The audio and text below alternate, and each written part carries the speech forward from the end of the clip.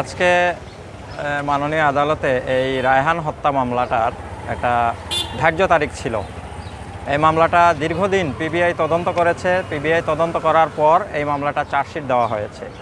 চার্জশিটে ছয়জনকে আসামি করা হয়েছে, 6 জনকে অভিযুক্ত করে এই মামলায় চার্জশিট দেওয়া হয়েছে। তার মধ্যে 5 জন হচ্ছেন পুলিশ সদস্য, একজন হচ্ছেন কথিত একজন সাংবাদিক, ওনার নাম হচ্ছেন নোমান।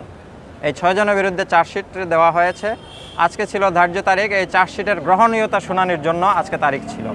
তো আমরা মাননীয় আদালতে মামলার বাদী তাহমিনা আক্তার তান্নি উপস্থিত ছিলেন, তারপরে নিহত রায়হানের মা উপস্থিত ছিলেন, তার আত্মীয়স্বজন অনেকেই উপস্থিত ছিলেন।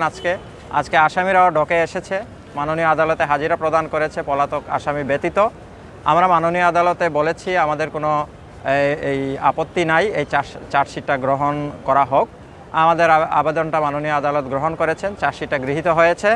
পলাতক আসামির বিরুদ্ধে গ্রেফতারি পরোয়ানা ইস্যু হয়েছে এবং আগামী তারিখে এই পরবর্তী কার্যক্রম আগামী তারিখের জন্য রাখা হয়েছে।